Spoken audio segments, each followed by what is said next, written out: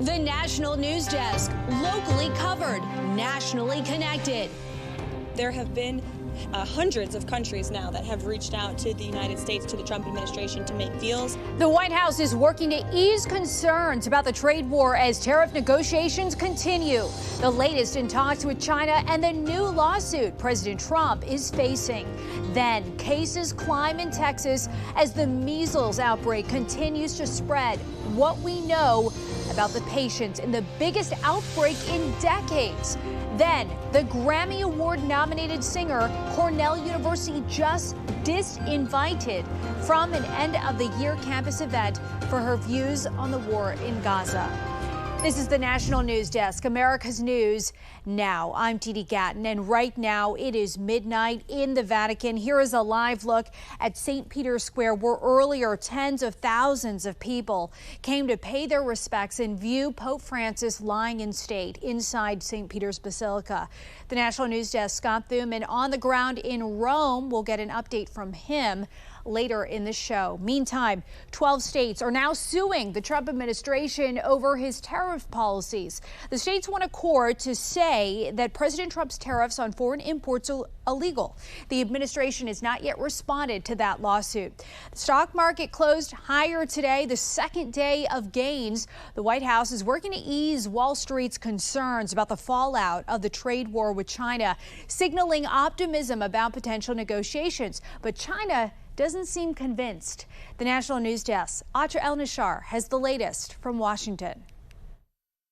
Call it art of the deal or a total 180, but President Trump's approach to trade talks with China just changed from this. China needs to make a deal with us. We don't have to make a deal with them. To this. I'm not going to say, oh, I'm going to play hardball with China. I'm going to play hardball with you, President Xi. No.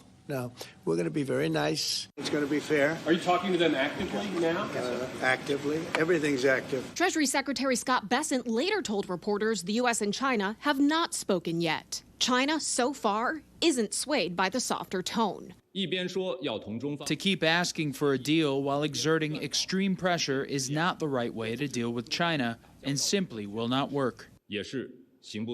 What's become a full-blown trade war between the U.S. and China with triple-digit tariffs and non-tariff retaliatory measures has effectively frozen the largest trading partnership in the world. The longer it lasts, the more economic damage is done under President Trump's watch. There is an opportunity for a big deal here. Bessent calmed markets Tuesday when he said the status quo is not sustainable.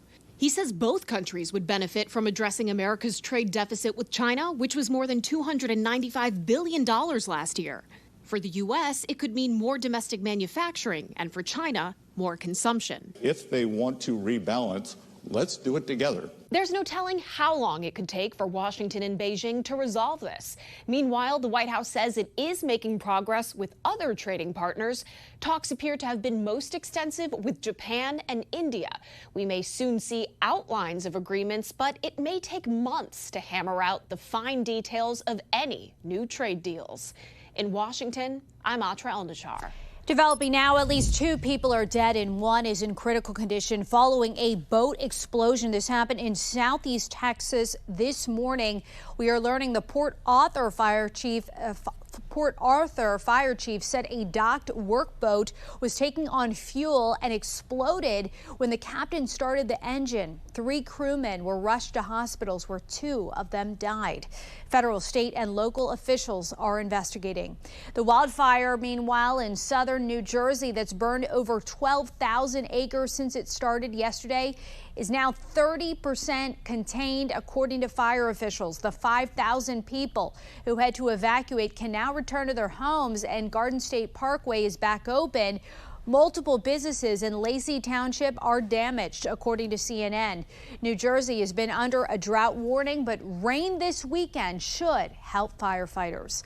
Right now, the Trump administration is facing a deadline to turn over more details about the case of the migrants sent to a maximum security prison in El Salvador. But the White House is asking for a 7-day stay of this order. It all comes after a federal judge said officials did not comply with her requirement to explain where Kilmar Abrego Garcia is or how they'll return him. The Justice Department confirming he was transferred to a lower level prison, but the administration insists they can't force El Salvador to send him back. I don't think any court can order another nation, a sovereign nation, to take a citizen national from their country in their custody and get them back to the U.S. Again, I'm not an attorney. I'll let DOJ argue this in court. But I think we remove the public safety threat, gang member, designated terrorists from the United States who have been ordered deported twice by a federal judge. Top immigration officials say those who live in and around New York City are safer tonight. This all follows a major criminal case there involving a transnational gang now designated as a terrorist organization, which for more than a year has been accused of wreaking havoc in the city. As national correspondent Christine Frizzell reports, the case has national implications. One of the first criminal acts in New York City linked to the Venezuelan gang Tren de Aragua was this beating of police officers last year in Times Square. Now, a months-long criminal case has resulted in 27 indictments, 21 of whom are in custody. The underlying offenses were sex trafficking, gun trafficking, drug trafficking, murder for hire. We seized a lot of weapons and we rescued some victims of sex trafficking. They targeted vulnerable women from Venezuela, forcing them into sex work and threatening to kill their families if they didn't comply. In a statement, Attorney General Pam Bondi called Tren de Aragua not just a street gang, but a highly structured terrorist organization, adding that the indictments and arrest will devastate TDA's infrastructure in 3 states. Many of the charges brought referred to as RICO charges, stemming from the Racketeer Influenced and Corrupt Organizations Act. RICO charges have typically been brought against mafia organizations. They've got a business, but it's not doing normal business. It's doing a business to break the law. The case at times pitting New York City officials against one another. ICE agents recently blocked from operating out of the Rikers Island jail facility after the New York City Council sued Mayor Eric Adams, also accusing him of entering into a, quote, corrupt bargain with the Trump administration. Mayor Adams unapologetic for collaborating with the White House. Those who want to romanticize these characters and make it seem like they are here just to be part of the American dream. The American dream is not doing armed robberies. The American dream is not discharging guns. The American dream is not shooting at police officers. And this case also involved a second indictment. 21 of the people charged are allegedly former Tren de Aragua members accused of forming a splinter group set up to serve as a rival to TDA. They call the new group Anti-Tren. Didi? As you know, Christine, President Trump only recently designated Tren de Aragua as a terrorist organization. How does that element factor into this case? Well, in short, it makes it easier for prosecutors. It could help them get forfeiture of assets. It could help punish those who have associated or done business with the group. It also means if found guilty, those accused will be looking at a much heavier sentence. Live from Washington, D.C., Christine Frizzell. Thank you. In Orange County, California, the families of 19-year-olds Anya Varfolomeev and Nikolai Osikin, seen right here, they are now urging state officials to keep 43-year-old illegal alien Oscar Eduardo Ortega Ontiago behind bars. Ortega Ontiago was convicted of gross vehicular manslaughter while intoxicated back in 2022 and was sentenced to 10 years in prison. He is expected to be released in July after only just 3.5 years served. Attorney General Pam Bondi posting this on X today. She is reviewing the matter, calling it unconscionable. She says the DOJ will do what it can to make sure Ortega Anguiano receives full punishment for his crimes. Measles in Western Texas continues to spread, with state officials reporting at least 624 cases, most cases in people who are unvaccinated or who have unknown vaccination statuses. 10 patients have 1 dose of the MMR vaccine. 12 have 2 doses. At least 64 patients have been hospitalized. The CDC views the spread of measles across the Southwest as the largest single outbreak since 2000, according to the New York Times. Tomorrow, James Osgood is scheduled to be put to death in Alabama, and he is fine with it. In fact, he asked for all appeals to be dropped. In a letter to his attorneys, he says he is guilty of murder and deserves to die. Osgood was initially convicted in 2014 and sentenced to death. That sentence was overturned when the presiding judge was found to have given faulty instructions to the jury. It was Osgood himself who asked to be put back on death row. And the man who opened fire on a July 4th parade in a Chicago suburb in 2022 could be sentenced to life in prison today. 24-year-old Robert Cremo III pleaded guilty last month to the shooting that killed 7 people. Survivors and family members of the victims are giving victim impact statements in his sentencing hearing, which could last days. Each first-degree murder count carries a maximum life sentence in Illinois. Opening statements in Harvey Weinstein's retrial are now underway. The disgraced movie producer is being retried on rape and sexual assault charges. Last year, New York's highest court threw out a jury's conviction from 5 years ago and ordered a new trial, saying Weinstein wasn't given a fair trial. He has pleaded not guilty and denies the allegations. The trial could last 6 weeks.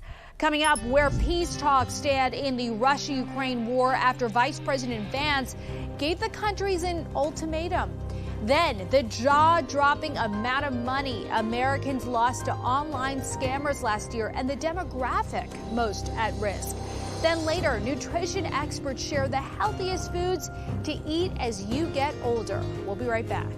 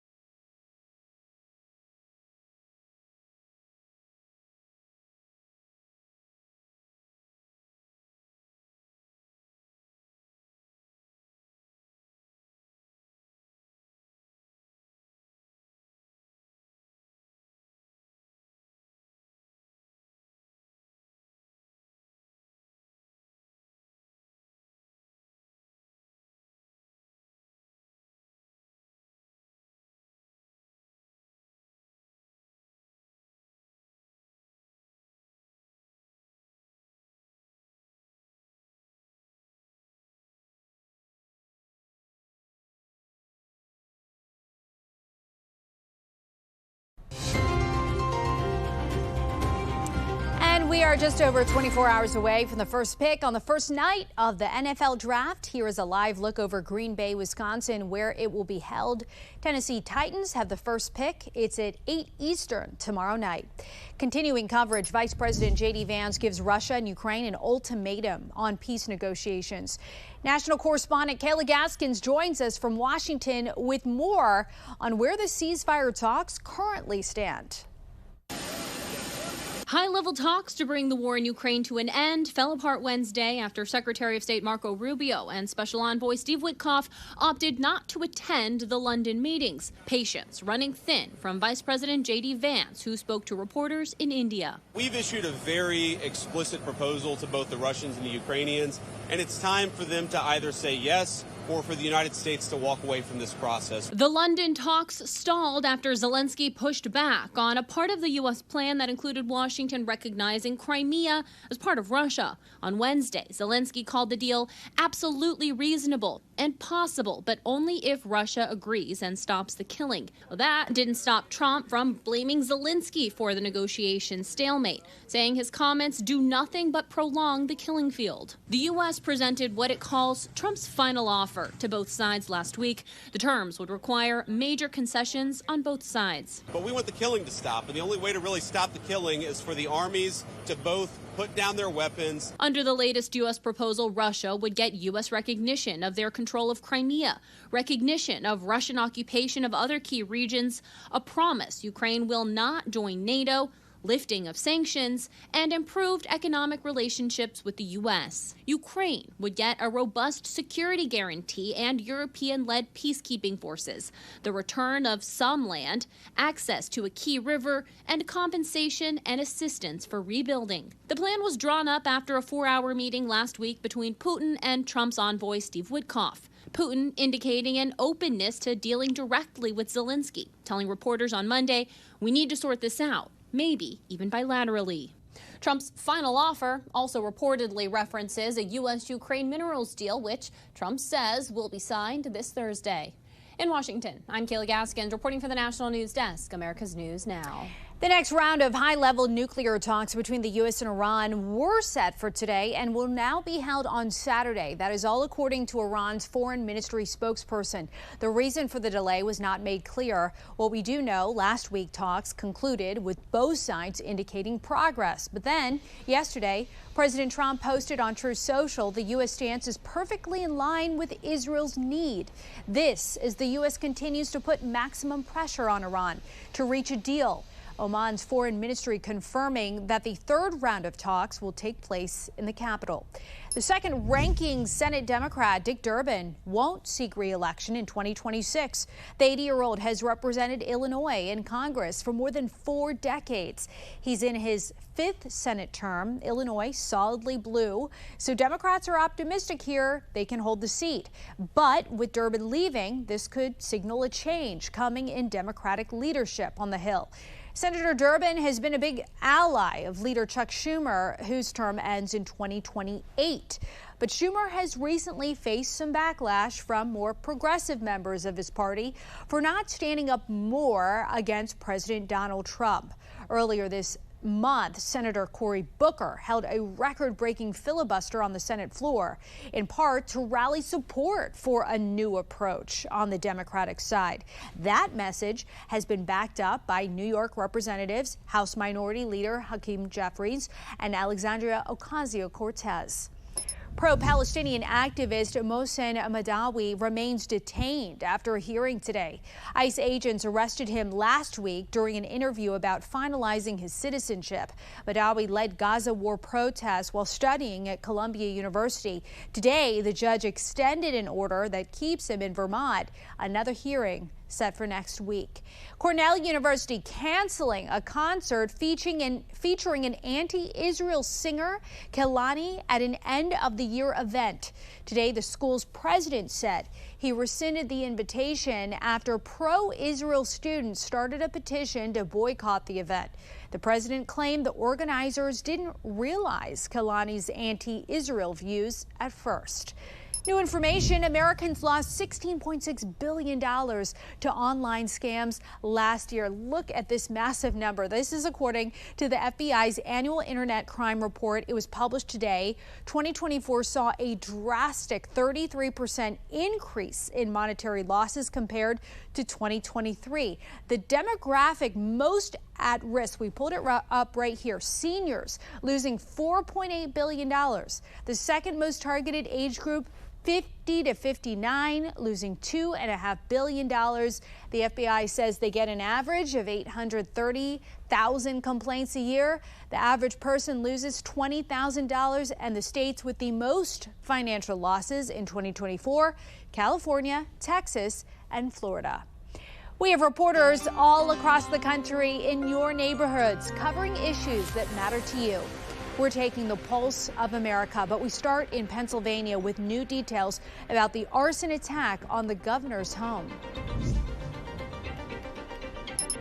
We're learning false alarms were going off throughout the night in the hours leading up to the fire. That's according to a source close to the PA State Police independent investigation. They say a week and a half ago, the governor had more people over than usual for the Passover holiday. Our source says that triggered alarms at the residence throughout the night and in the hours leading up to the arson attack. The source also says the firebomb suspect, Cody Balmer, set off alarms. Obviously, some systems are going to need to change here, particularly at the governor's residence. They'll present their findings to us, and it'll be a collaborative process then as well. It just seems like they just want to sweep it under the rug. A group of Federal Way Public Schools parents signed up for public comment at a school board meeting, so they say they could face district leaders. I don't feel that my child's safety was the school's priority. They shared safety concerns after a middle school student reportedly shot and injured a classmate on the Lakeland Elementary School playground 2 weeks earlier. The emails that we're getting from them are just very vague. There's no apologies. Parent Esperanza Torres tells Come On News she expected communication from the district sooner after finding out her 9-year-old daughter was at school when this all took place and the campus never went into lockdown. Get your act together. Understand that we as parents are trusting you with the health and safety of our children. It's 9,354 reported incidents. For all we know, there's been a lot more. Those incidents increased 5% last year and by almost 900% since 2015. In 2024, the audit shows 175 anti-Semitic incidents in North Carolina, 21 reported in Asheville, including 2 bomb threats. Last June, a swastika was painted on a local restaurant. A Jewish man waving an Israeli flag outside that restaurant was assaulted. Attacking Jewish people for their connection to Israel is, whether it's a national, cultural, or religious thing, is anti-Semitism. That's part of who we are as a people. Coming up next here on the National News Desk, we are going to take you to Rome, where thousands of people are paying their final respects to Pope Francis.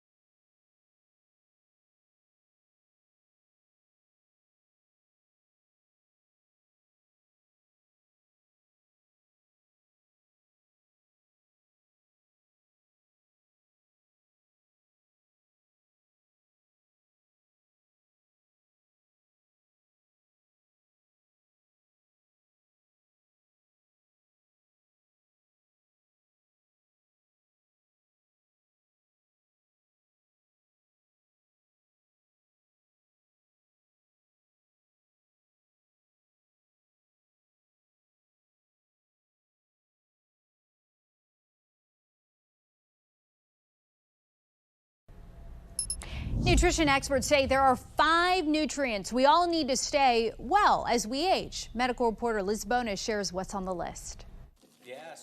Ruben Molina knows it's hard to make a meal pleasing to everyone's taste. He's the director of dining here at Ohio's Life Enriching Communities. Today we're going to be making a pan-seared salmon with a Mediterranean couscous salad. That means Ruben is responsible for feeding as many as 1,500 people at this independent and assisted living facility. A few of the people who live here joined us for this healthy cooking demonstration, even though Sue Deerenforth admits, my favorite food groups are grease and salt. In this demo, Ruben is focused on the top 5 nutrients nutrition researchers say we all need to age gracefully. They include potassium, calcium, vitamin D, dietary fiber, and vitamin B12. This meal, we have some couscous that we'll go ahead and add in there. The perfect pairing put together. Plus, it's pretty. A good, well-appearing meal, it's more likely for them to eat and enjoy. The salmon is a favorite here, Ruben says. After lightly seasoning and cooking it, he puts together the perfect plate. Hummus, couscous, salmon, seasonings, and as for those eating it... And I don't usually like salmon, and this is wonderful. Ever had salmon for breakfast before? Only as lox, and this is very good, and it's a... Maybe we'll start having it for breakfast. So I've learned a new taste with the hummus. It's all good, and it's well balanced, and it's really good food. Now, the aging and nutrition team here says the earlier you start eating these nutrients, the more they can nourish you for life. With your health news, I'm Liz Bonus reporting. The Vatican has now opened up St. Peter's Basilica to the public so they can pay their final respects to Pope Francis, who died on Monday at the age of 88. Earlier, his body was moved from the Vatican Hotel where he lived to the Basilica, escorted by cardinals and Swiss guards. The National News Desk, Scott Thuman in Rome, where the Pope is lying in state. I'm Scott Thuman in Rome, outside the Vatican, where it is a sea of people, mourners and admirers of Pope Francis, who've come to pay their respects. This has now been opened up to the public, so people are allowed to process through and see the Pope lying in state here. But then it will be shut down for a much larger and semi-private ceremony. And of course, on Saturday, world leaders will be in attendance, including President Trump. Then there is conclave, and that is when the College of Cardinals will meet. They will close the doors. They'll vote up to 4 times a day until they select a new pope. It could be a matter of days. It could take weeks. We'll be here to cover a lot of it, bring you the latest from Rome. I'm Scott Thuman. And so moving to see the thousands there waiting for hours in line to see the Pope. Coming up next year, the states where millions of cicadas will show up at some point this spring. We'll be right back.